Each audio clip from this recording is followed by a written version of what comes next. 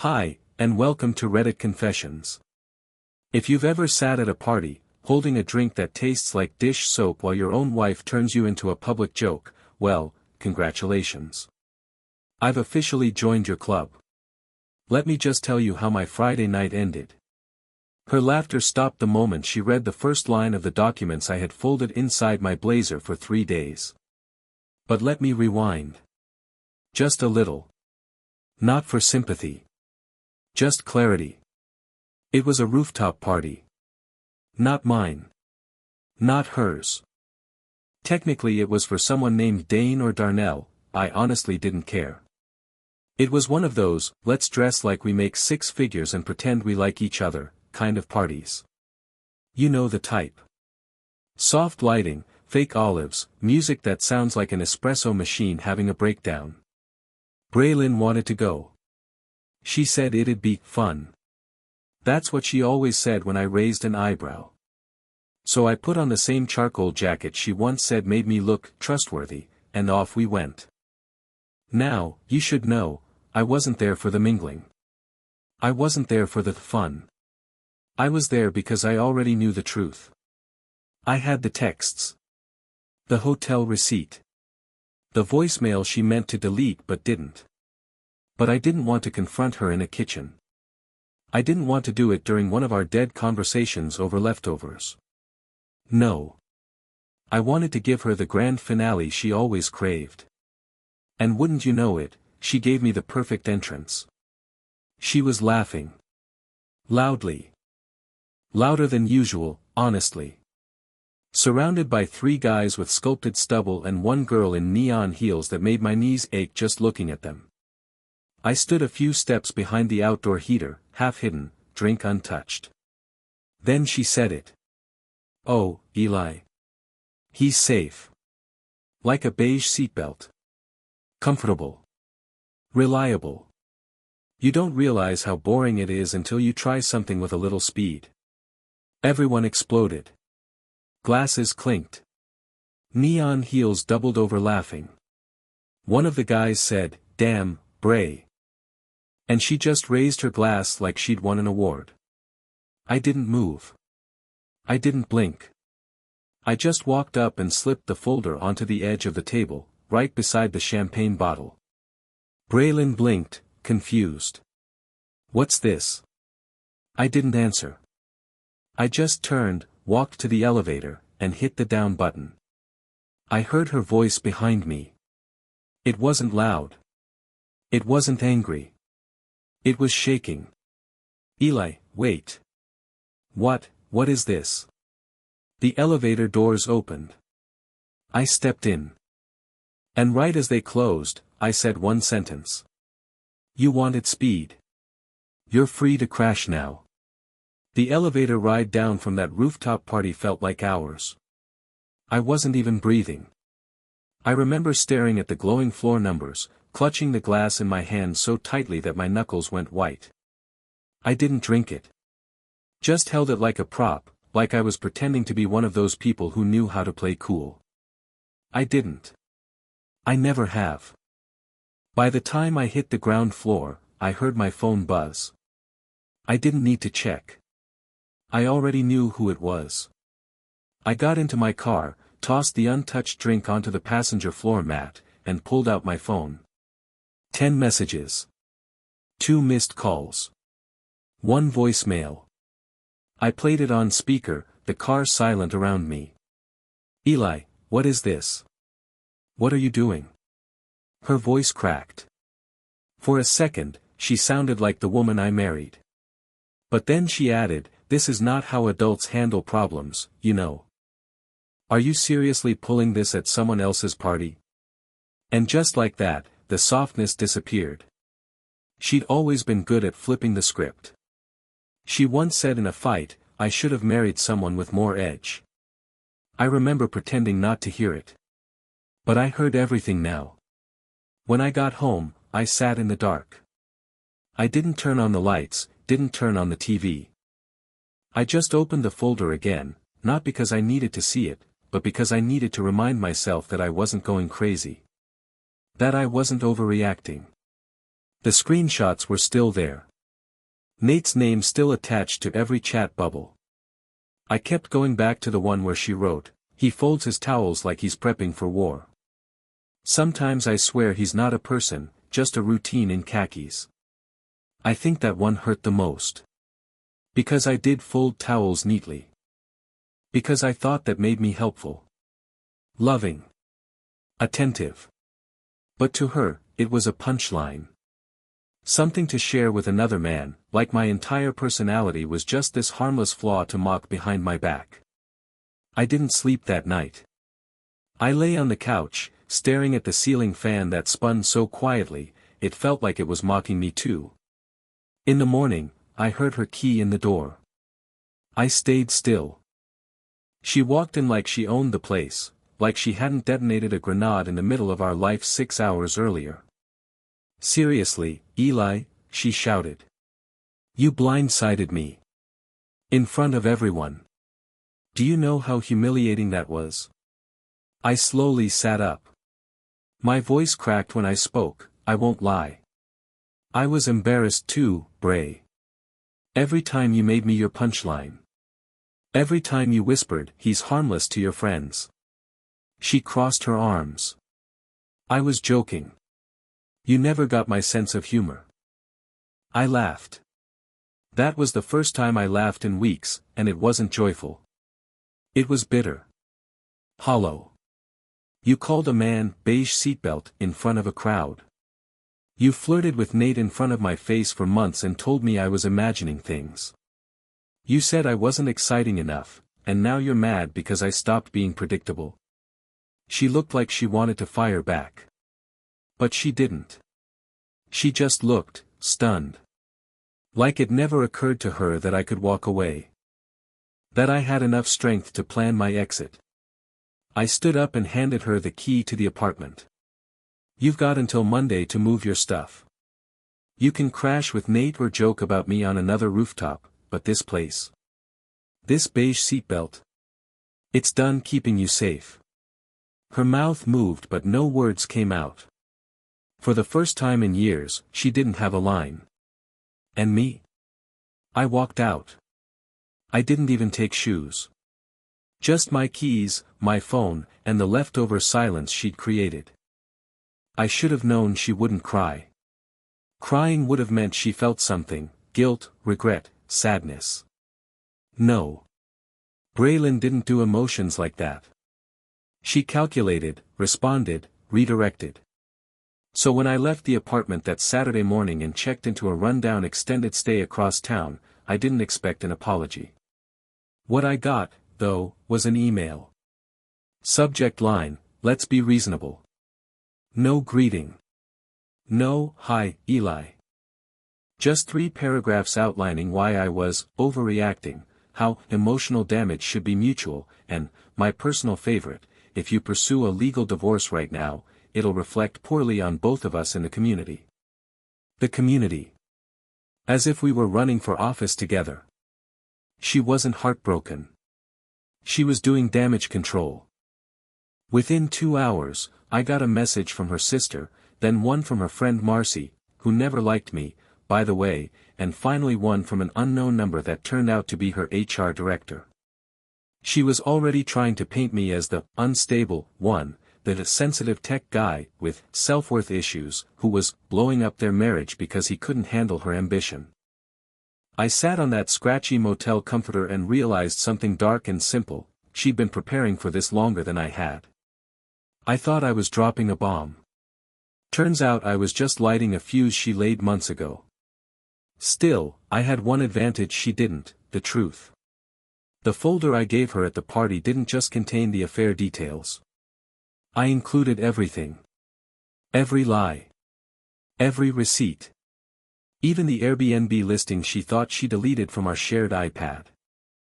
What she didn't know, or maybe underestimated, was that I had also been quietly documenting everything. Every time she told me she was staying late at work and came home with beach sand in her hair. Every mysterious $217 Uber charge that didn't match any event she told me about. And the photos, those were just the surface. I had audio. See, 3 weeks before the party, I left my phone recording in her car. A long shot. I thought I was losing it, convinced I was becoming paranoid.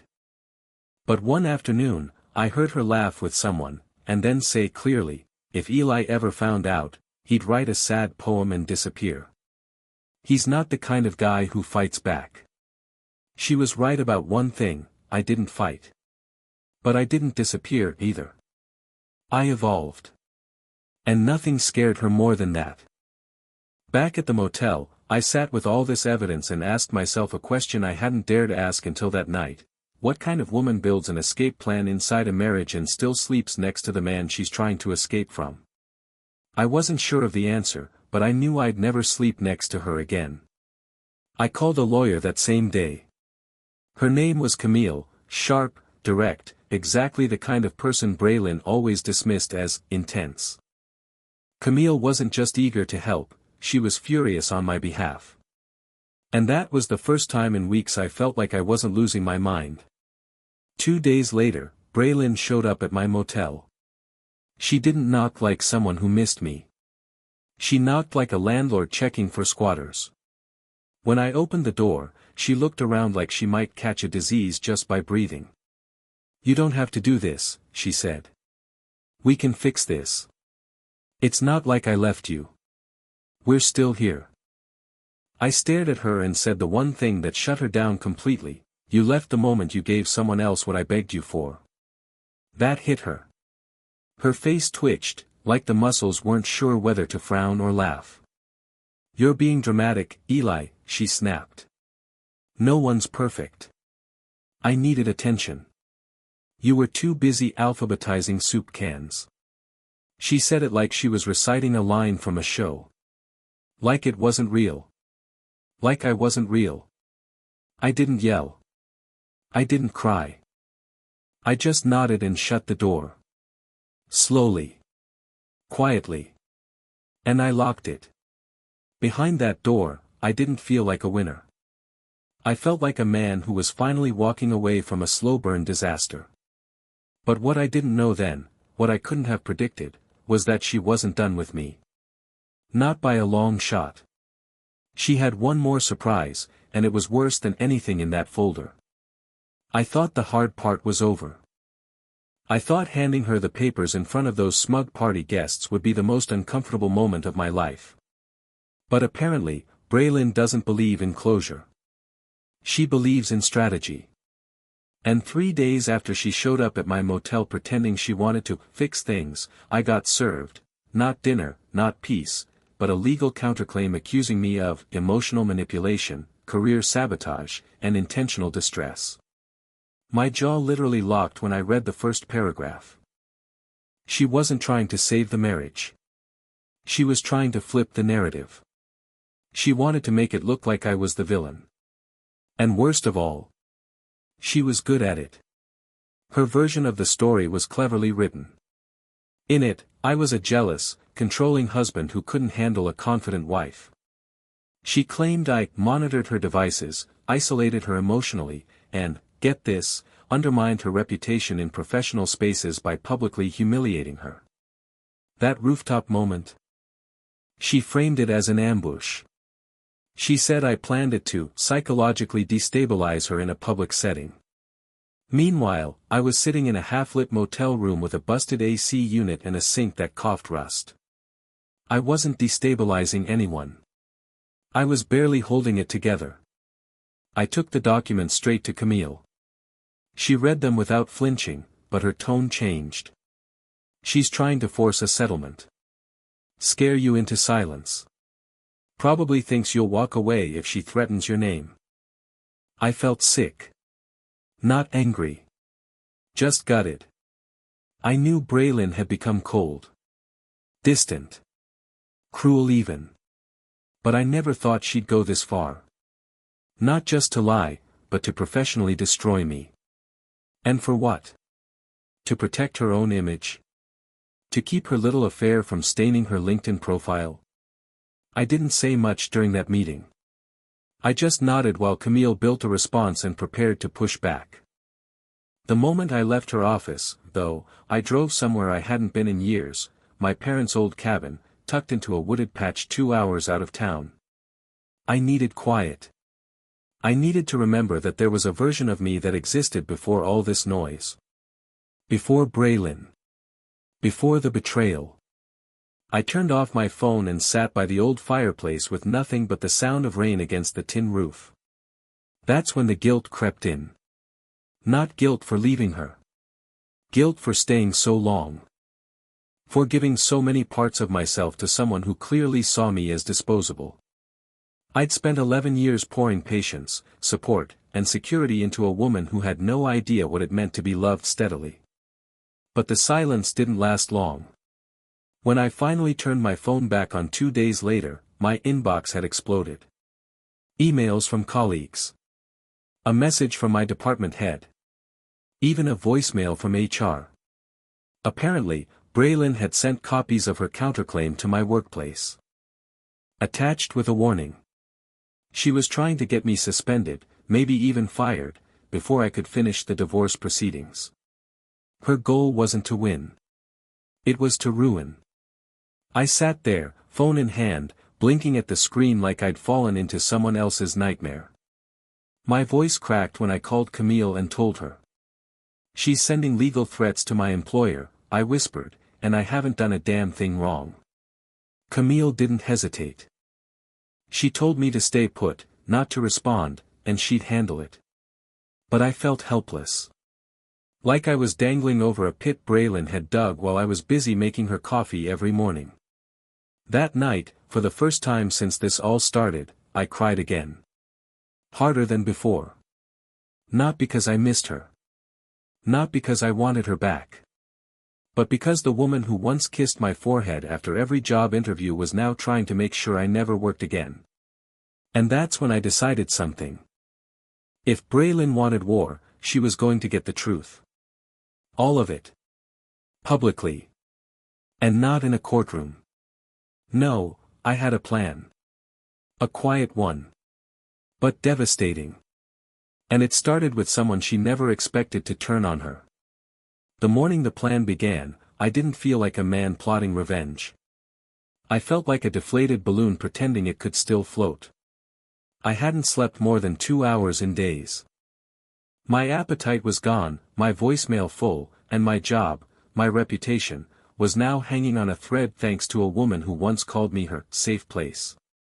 But the strange thing about betrayal is that it creates ripples, even in people you don't expect. And it turns out, Braylon's web of lies had started to wear thin with someone very close to her. It started with a message. From Marcy. Now, Marcy was Braylon's best friend since college. You know the type, wine nights, birthday trips, cryptic Instagram captions about queens supporting queens. She was always cold with me. I figured she hated me from day one. But her message that night was short, strange, and completely unexpected. Eli. Can we talk? Privately. At first, I thought it was bait. A trap. I almost ignored it. But curiosity, or maybe desperation, won out. I agreed to meet her the next day, public place, middle of the day. I chose a bookstore cafe where I used to sit back when things were good. When I still believed in vows. Marcy walked in wearing sunglasses even though it was overcast. She sat down like she was checking into a secret meeting. Okay, she said without greeting me. I'm not doing this because I like you. I'm doing it because I hate being lied to. I just stared at her. She sighed, leaned in, and whispered, Braylon's been saying you threatened her. That you tracked her phone, hacked her email, manipulated her for years. But I've seen her with Nate. Heard her talk about it. She wasn't scared of you. She was scared you'd finally leave and tell the world what she really is. I blinked. She went on. She told people you were a fragile man with mommy issues who cried after sex. She said you'd never leave because you needed her more than she needed oxygen. But when you did walk, that terrified her. And now she's trying to bury you before you realize you've already won. I couldn't speak. For the first time in this whole mess, I wasn't angry. I wasn't even sad. I was just numb. But then Marcy did something I never saw coming. She slid a flash drive across the table. She left her phone connected to my Bluetooth speaker one night. I heard a full conversation between her and Nate. I recorded it. Don't ask why. Call it survival instinct. I took it. Quietly. Still not sure I could trust her. But when I got back to the motel and listened to that file, everything changed. Braylon's voice, clear as day. I can't believe he actually walked out. He was supposed to beg, you know. Cry, panic. I had the pity narrative ready. But now he's making me look like the villain. That wasn't the deal. He doesn't get to leave with dignity. And then Nate, chuckling. Then crush him. Make him unhireable. Say he's unhinged. You're a woman. Use that. That was it.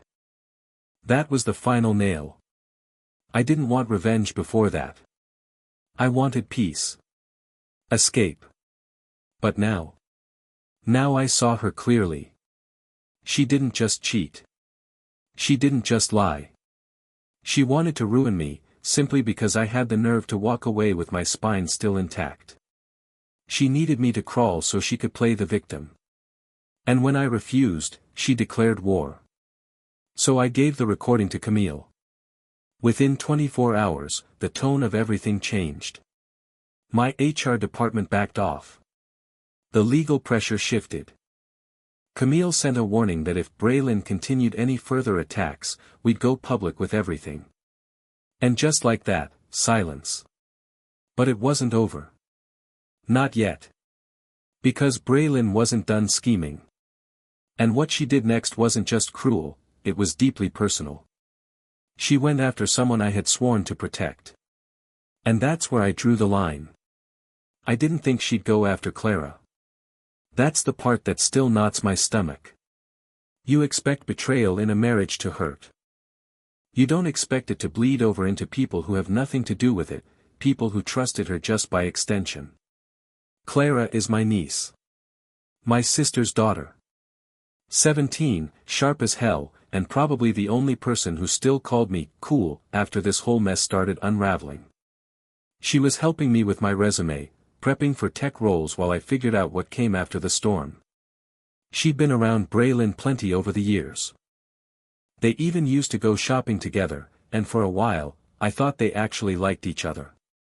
But apparently, Braylon saw her as a soft target. Another lever she could pull to twist the knife a little deeper. It started with a post. A public one. On Braylon's social media. A long-winded, fake-hearted message about how dangerous men often hide behind politeness, and how some people manipulate teenage girls into their emotional crutches when they can't handle adult rejection. I nearly dropped my phone when I read it. My name wasn't there, but everyone knew. She had over 8,000 followers, all local, all part of her perfectly curated image of empowerment and career brilliance.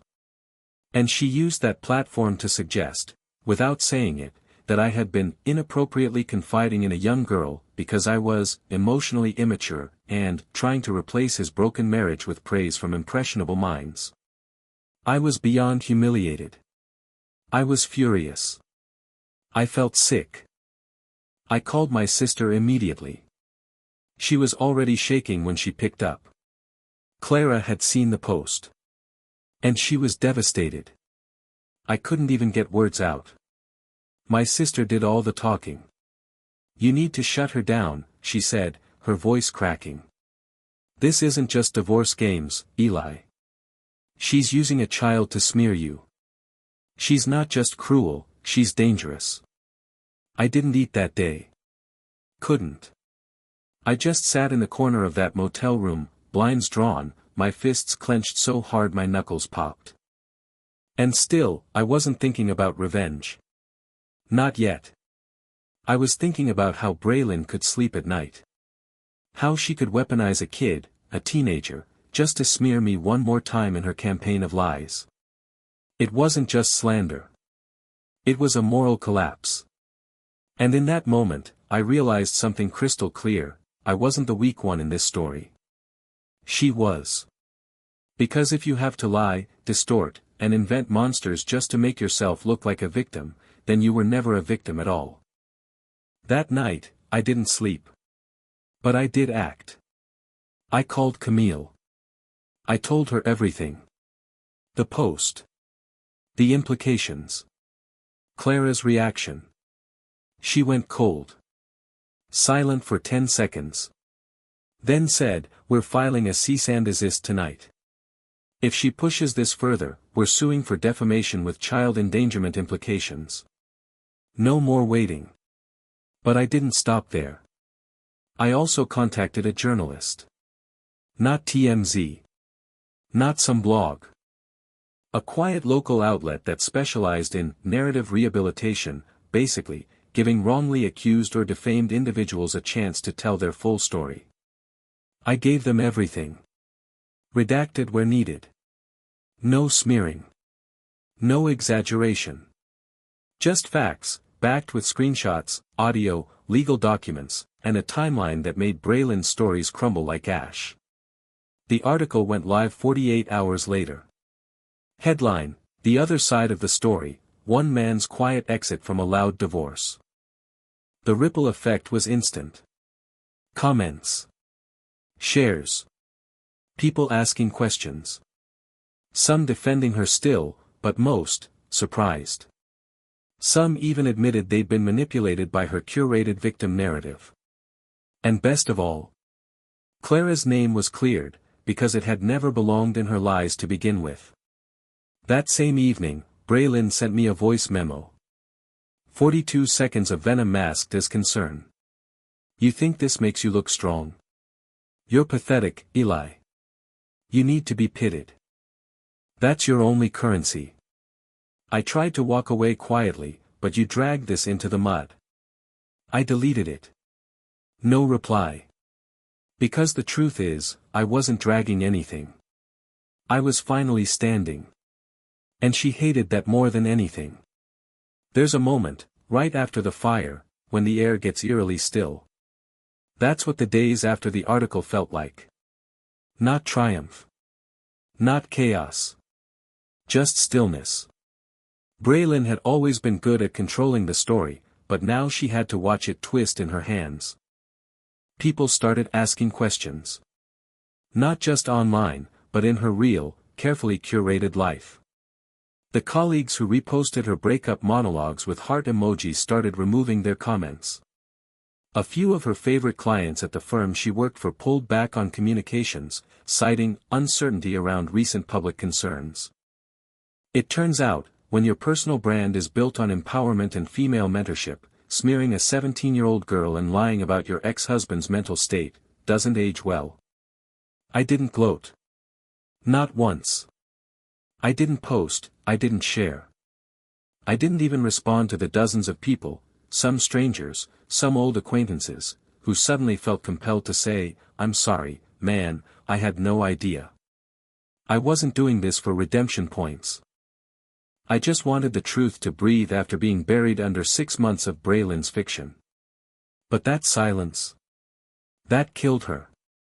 Because for a woman who weaponized attention like oxygen, being ignored was the one outcome she couldn't manipulate. And that's when she lost control. She started unraveling publicly. First, a late-night tweetstorm, bizarre, erratic, full of half-truths and vague threats. Then came the podcast interview she clearly arranged herself, trying to explain her side to a host who kept glancing at her notes like even she wasn't buying it. But the worst of it? The messages she started sending my mother. My mother, who hadn't spoken to her since the holiday dinner where Braylin told her turkey was a symbol of complacency. She sent screenshots of our texts, wildly out of context, and claimed I was suffering from untreated paranoia and making up delusions to avoid taking accountability. My mom didn't even reply. She just forwarded them to me with one sentence: "She's spiraling. You did the right thing." And still, even as the wreckage mounted around her, she never apologized. Never even hinted at remorse. I think that's the part that finally made me stop mourning. Up until then, even through all the rage and betrayal, there was a small part of me that wanted an answer. A real one. Not a dramatic spin or a cruel deflection. Just something raw. A why. But none came. Just noise. Just attempts to reclaim power that was never hers to begin with. Meanwhile, life, real life, started to feel possible again. I moved out of the motel and into a small rental a few blocks from where I grew up. The landlord was an old teacher of mine. Gave me a discount. Said I looked like a man who'd seen a tornado and lived to rebuild. I guess that was accurate. I started sleeping again. Long, dreamless stretches of silence. I started cooking for myself, real food, not motel microwavables. And for the first time in what felt like years, I wasn't living in defense. I wasn't reacting. I was choosing. Slowly, but surely, I was reclaiming me. And then, just when I thought the saga was finally burning itself out, Braylon made one last move. She requested a face-to-face. Camille advised against it, of course. There's nothing she can say in person that can't be said through counsel. But I agreed. Not because I believed in some fairy tale closure, but because I knew she needed to see what her lies hadn't broken. She needed to see me, standing there, still breathing, still whole, still me. We met at a park. Neutral ground. Broad daylight. I showed up in jeans and a hoodie. She arrived overdressed, as always, wearing sunglasses too big for her face and perfume loud enough to warn the birds. She sat down across from me and waited. Like I was supposed to speak first. I didn't. Finally, she cleared her throat. You really destroyed everything, you know that? I tilted my head. You mean, you destroyed your own lie, and it collapsed? Her face twitched. For the first time in a long time, she didn't have a retort ready. She took off her sunglasses and said, "You didn't have to make it public." I didn't, I said. You did. The moment you tried to ruin a child to protect your version of the story, you lost the right to silence. She looked down. Not sad. Not guilty. Just, calculating. You win, she finally said. I stood up. No, Bray. I didn't win. I just survived you. And I walked away. The strange thing about surviving someone like Braylon is that you don't wake up one day and feel fixed. There's no soundtrack, no neatly wrapped moment where everything suddenly makes sense. Healing doesn't announce itself, it arrives quietly. Like sunlight slipping under a door you forgot to lock. And for the first time in years, I wasn't bracing for impact when I opened my eyes in the morning. I wasn't rehearsing my defenses, waiting for her next twist. I was just, living. The divorce finalized without another stunt. No courtroom drama. No fiery breakdown. Just 2 signatures, a line drawn through the final page of a story that had gone on far too long. She moved out of town shortly after. Some said she was rebuilding. Others said she was starting over. I didn't care. Not out of spite, but because I had finally stopped orbiting her chaos. I wasn't the boring husband. I wasn't the beige seatbelt. I was just a man who refused to stay small for someone who needed him to be quiet. A few weeks ago, Clara sent me a picture. She had just gotten her acceptance letter to Stanford. In the caption, she wrote, "Thanks for always believing I could outgrow this place." I stared at it for a long time, and I'll admit it, I cried again. But this time, it wasn't because I was broken. It was because something good still bloomed through all that wreckage. She made it out, too. We both did. I've started walking every morning. It's not profound. Just laps around the neighborhood while the world's still half asleep. I think better when no one's talking. And lately, I've been thinking about the version of me that stayed. That man who tried to shrink himself to be easier to love. I don't hate him. He wasn't weak, he was hopeful. But I'm not him anymore. And that's the victory. Not revenge. Not exposure. Just peace. Just the right to exist without someone else narrating my worth. So if you're watching this, and you've ever been the punchline in someone else's story, just know you have permission to rewrite the ending. Even if your voice shakes. Especially if it does. Thanks for watching this episode of Reddit Confessions. If any part of this story reminded you of something personal, a turning point, a red flag you ignored, or a moment when you realized you were stronger than they thought, leave a comment and share it with us. We'd love to hear your story, too. And if you made it this far, you already know. The quietest people often carry the loudest truths. See you in the next confession.